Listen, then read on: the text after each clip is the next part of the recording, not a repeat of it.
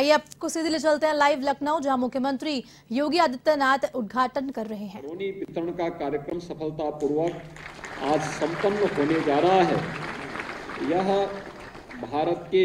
लोकतांत्रिक इतिहास की एक महत्वपूर्ण घटना है और ये संजोग ही है कि आज इस देश ने आपातकाल के खिलाफ आवाज उठाई थी। 1975 में आज के दिन जब चोरी छिपे जबरन इस देश पर आपातकाल थोपा गया था और उसके बाद देखते ही देखते देश इसे एक अभियान के रूप में, एक आंदोलन के रूप में लेकर के लोकतंत्र को बचाने के लिए लगा था। और लोकतंत्र की इससे बड़ी विजय और कुछ नहीं हो सकती कि जनता जहां पर रह रही है वहां का अभिलेख का नामांकन उसके नाम पर हो। आज एक कार्यक्रम यहां पर हो रहा है। 23 लाख से अधिक घरौनी वितरण का कार्यक्रम हम लोगों ने आदरणीय प्रधानमंत्री जी के कर कमलों से इससे पहले संपन्न किया। 2-3 अलग अलग चरणों में कार्यक्रम संपन्न हुए थे और आज 11 लाख घरौनी वितरण का कार्यक्रम न केवल प्रदेश के अंदर लोक भवन के सभागार के माध्यम से, बल्कि प्रदेश के अंदर हर तहसील मुख्यालय पर भी इस प्रकार के कार्यक्रम को आयोजित करके उन सभी लोगों को जो वर्षों से वहां रह रहे थे, लेकिन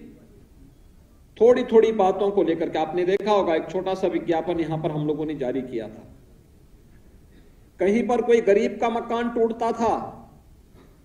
तो गांव में कोई दबंग उसको फिर से मकान नहीं बनाने देता था। कहीं पर कोई व्यक्ति दबंगई से रोकता था, कहीं कोई माफिया रोकता था और कहीं पर राजस्व विभाग के लेखपाल की कृपा हो जाती थी कि वह उस पर जबरन कब्जा करने से गरीबों को रोकता था और उसके नाम पर मनमाना वसूली करता था। आज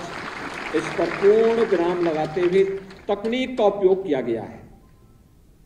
आपने देखा होगा अब ये राजस्व कर्मियों के जरीब से या फीता नापने से जमीन का पैमाइश नहीं होगा, बल्कि ड्रोन सर्वे के माध्यम से एक एक गांव की खुली बैठक में इसका सर्वे होता है। गांव की खुली बैठक के माध्यम से आपसे इस पर सहमति और असहमति के कमेंट भी लिए जाते हैं और उसके बाद जब सभी बातों को संपन्न कर लिया जाता है, सभी प्रकार की समस्याओं का वहां पर समाधान हो जाता है, तो फिर घरौनी वितरण के कार्यक्रम के लिए भी इस प्रकार के आयोजन संपन्न होते हैं और अब तक 34 लाख परिवारों को इस सुविधा का लाभ दिया जा चुका है। मुझे बताते हुए प्रसन्नता है कि आज के साथ ही प्रदेश का जालौन पहला जनपद है जिसमें 100% यानी 100% ग्रामीण क्षेत्र में ग्रामीण अभिलेख का वितरण हो चुका होगा। यानी वहां पर अब गांव में जो छोटे छोटे विवाद होते थे, विवाद का कारण क्या था? कभी जमीन, बड़ी जमीन के कारण कोई फौजदारी के मुकदमे नहीं बनते, छोटी छोटी बातों को लेकर 1 फुट, आधा फुट, या घर के सामने कोई नाली बना लिया, या आबादी की लैंड है वहां पर किसी ने पशु बांधा है, कोई दबंग आया उसने जबरदस्ती उस पर कब्जा करने का प्रयास किया। ऐसी बात को लेकर के विवाद बढ़ता है और जमीन का विवाद तो ऐसा है कि जब एक बार प्रारंभ होता है तो न्यायालय में भी बहुत लंबा समय लगता था, पीढ़ी दर पीढ़ी बीत जाती थी, मुकदमा लड़ा जा रहा है, जितने की जमीन की कीमत नहीं उससे ज्यादा उनका न्यायालय में जाने और पैसा खर्च करने में व्यतीत हो जाता था। लेकिन अब डबल इंजन की सरकार ने आपको इस सभी समस्या से मुक्त करते हुए, तकनीक का बेहतर उपयोग करते हुए ये सभी सुविधाएं यहां पर उपलब्ध करवाने का कार्य हो रहा है। अगस्त 22 तक, यानी इस वर्ष 22 अगस्त महीने तक हम पूरे प्रदेश के अंदर जो 1,10,300 से अधिक राजस्व गांव हैं, इन सभी का हम सर्वे का कार्य संपन्न कर चुके होंगे। यानी जो भी राजस्व गांव है प्रदेश के अंदर 1,10,000, देश के अंदर सर्वाधिक राजस्व गांव हमारे पास हैं और अक्टूबर 23 तक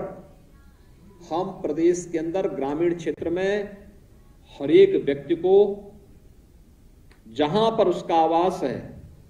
उस आबादी की जमीन पर जहां उसने आवास बनाया है उसका ग्रामीण आवासीय अभिलेख उस व्यक्ति को उपलब्ध करवाने की कार्रवाई को भी संपन्न कर चुके होंगे। प्रदेश में देश के अंदर सर्वाधिक 2.5 करोड़ परिवारों को घरौनी वितरण का कार्य होगा और 2.5 करोड़ परिवारों को यह हम लोग पूरे अभियान के रूप में से ले रहे हैं। राजस्व परिषद इस कार्यक्रम को आगे बढ़ाने का कार्य कर रहा है और इस दृष्टि से ये बहुत महत्वपूर्ण हो जाता है कि जो राष्ट्रपिता महात्मा गांधी ने सपना देखा था ग्राम स्वराज का और प्रधानमंत्री मोदी जी ने आत्मनिर्भर भारत का आत्मनिर्भर की आधारभूत इकाई गांव पंचायत को बनाने की दिशा में इसकी बड़ी भूमिका होगी। जब ये जमीन के ग्रामीण आवासीय अभिलेख आपको प्राप्त होंगे, किसी व्यक्ति को कोई व्यवसाय करना हो तो उस अभिलेख के माध्यम से आप जाकर के बैंक से लोन लेने की क्षमता अपने अंदर प्राप्त कर पाएंगे और फिर उसके माध्यम से पैसा लेकर के अपने व्यवसाय को आगे बढ़ाने की भी स्थिति आपके पास होगी। अब तक आप चाहते हुए भी नहीं कर सकते थे, लेकिन जब यह अभिलेख आपको प्राप्त होगा तो आप इस कार्यक्रम को इसके माध्यम से कर सकते हैं। प्रदेश सरकार ने इसके लिए एक बृहद योजना तैयार की है। हमने 2017 में ही इस बात को व्यवस्थित एक स्वरूप दिया था कि प्रदेश में भूमाफिया और राजनीतिक संरक्षण में जो अपराधी और माफिया गरीबों को उजाड़ते थे, सार्वजनिक संपत्तियों पर कब्जा करते थे, उनके खिलाफ एक एंटी भूमाफिया टास्क फोर्स हम लोगों ने प्रत्येक जनपद में गठित की थी। तहसील स्तर पर, जनपद स्तर पर, कमिश्नरी स्तर पर और राज्य स्तर पर भी 64,000 हेक्टेयर से अधिक भूमि को हम लोगों ने भूमाफियाओं के कब्जे से मुक्त करवाया और राज्य सरकार ने इसके लिए पहले ही इस व्यवस्था को भी आगे बढ़ाने का काम किया कि खासतौर पर जिन लोगों की कोई आवाज नहीं थी, एक बार कोई वॉइस नहीं थी, मुसहर जाति के लोग थे, थारू जाति थे, चेरो, कोल, बनटांगिया, सहरिया, इन सभी जातियों को जिनके पास कोई जमीन का टुकड़ा नहीं था, सरकार ने इनको एक अभियान चला करके जमीन उपलब्ध करवाने का काम भी किया, बड़े पैमाने पर किया, मकान उपलब्ध करवाए। आज गांव में कोई व्यक्ति अभाव की जिंदगी नहीं जी सकता।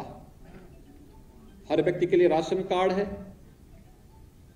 कोरोना कालखंड में फ्री में राशन की व्यवस्था हुई। पूरे प्रदेश के अंदर एक अभियान चला करके हर गरीब परिवार के पास रसोई गैस का सिलेंडर होना चाहिए, विद्युत का कनेक्शन होना चाहिए। अब तो हम हर घर नल की योजना के साथ घर तक